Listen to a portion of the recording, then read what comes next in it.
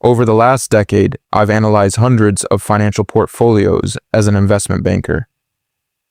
The people who actually build serious wealth don't obsess over dozens of metrics like most finance gurus recommend. They focus on just three numbers. When I started tracking only these three in my own financial life about 5 years ago, my entire approach changed.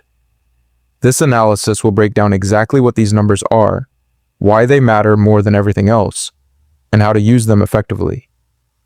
The first number contradicts almost everything found in mainstream personal finance advice. Number 1, your savings rate. This isn't about how much you save in dollars. It's about your savings rate as a percentage of your income, and this distinction is critical. When I first started in investment banking, I was saving $2,000 a month. I thought the performance was strong. Then I calculated the actual rate.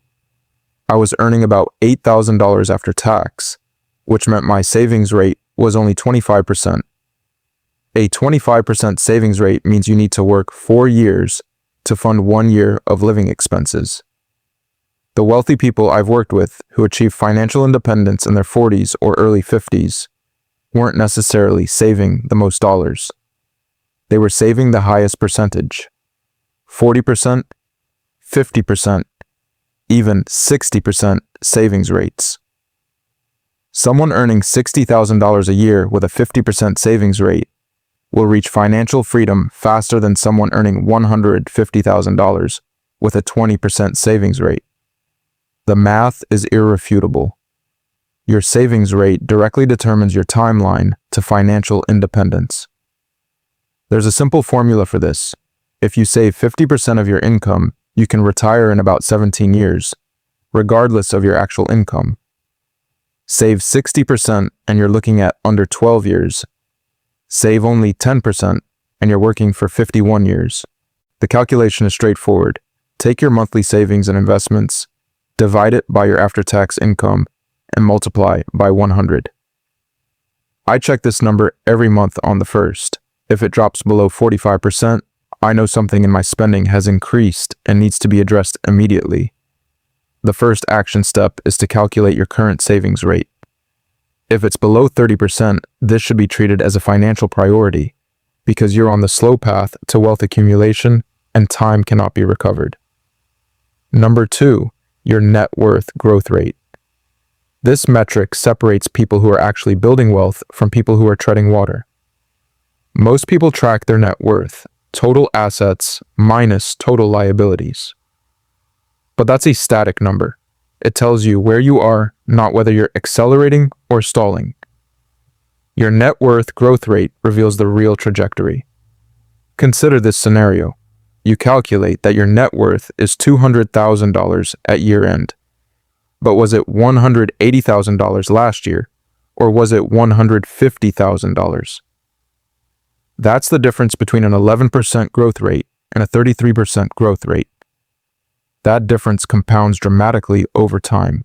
From analyzing wealth accumulation patterns in your 20s and early 30s, your net worth growth rate should be substantial, around 30% to 50% year over year, because you're starting from a low base and your income is climbing. In your late 30s and 40s, a healthy growth rate is 15% to 25%. Even in your 50s and 60s, you should see at least 8% to 12% annual growth.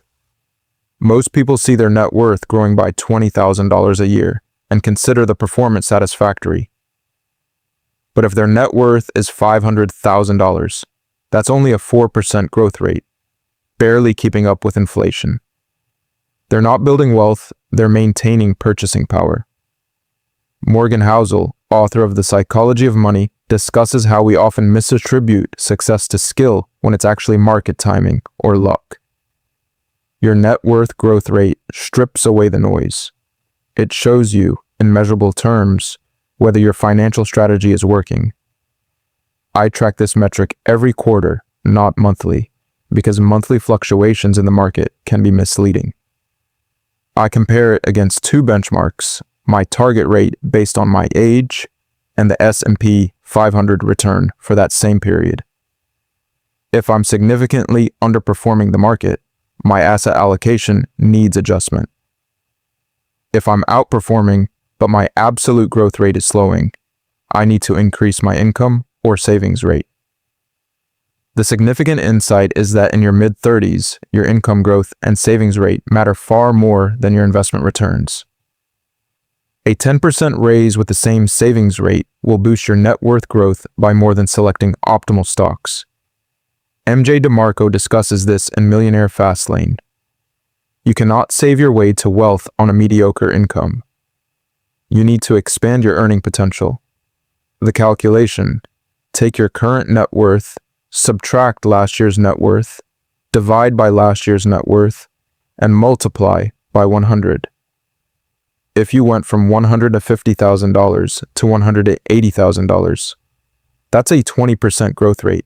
If your growth rate is under 10%, you need to diagnose the problem. Is it your income, your savings rate, your investment strategy, or lifestyle inflation consuming your gains? Number 3, your freedom number. Most people never calculate this figure, and it's why they work decades longer than necessary. Your freedom number is the amount of money you need invested to cover your annual living expenses indefinitely. The standard calculation, popularized by the Financial Independence Retire Early movement, is your annual expenses multiplied by 25. If you spend $40,000 a year, your freedom number is $1 million. Spend $80,000 and you need $2 million. This is based on the 4% rule, which says you can safely withdraw 4% of your portfolio annually without depleting principal. When I first calculated my freedom number 5 years ago, I was spending about $65,000 a year, which meant I needed $1.625 million invested. At the time, my net worth was approximately $180,000. The gap was substantial, but tracking this number had a powerful effect. It made financial independence concrete. It wasn't a vague concept of future wealth. It was a specific target: $1.625 million.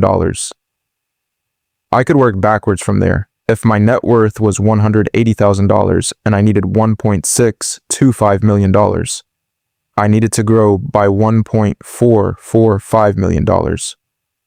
If I could save $30,000 a year and my investments return 8% annually, I could reach that number in about 18 years. Financial independence became mathematics rather than aspiration. There are 2 levers to adjust. I could increase my net worth faster by earning and saving more, or I could decrease my freedom number by reducing my annual expenses. Every $1,000 I cut from my annual spending reduced my freedom number by $25,000. That perspective shifted the framework entirely. Tim Ferriss discusses this in the 4-Hour Workweek.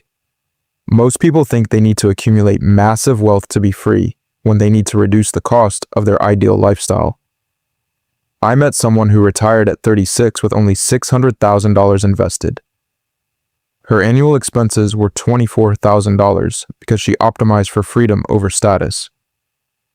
I track my freedom number every 6 months, and I update it whenever my expenses change significantly. I also calculate my freedom date, the projected month and year I'll hit my freedom number based on my current savings rate and investment returns. Currently, if nothing changes, my freedom date is June 2039. If I increase my savings rate by 10 percentage points, it moves to 2036. If I boost my income by $20,000 a year, it shifts to 2034. This shows exactly where effort will have the greatest impact. The action is to calculate your freedom number. Take your annual spending, multiply by 25, and document that number. Then calculate your current net worth. The gap between those 2 numbers is your wealth building objective. Every financial decision should be evaluated against one question: does this move you closer to your freedom number or further away? Why these 3 numbers beat everything else? Other metrics exist: credit score, debt to income ratio, investment allocation. Those factors matter, but from working with people who've built serious wealth, complexity undermines execution. When you're tracking 15 different metrics, focus disperses. You get overwhelmed and you end up making decisions based on emotion instead of data.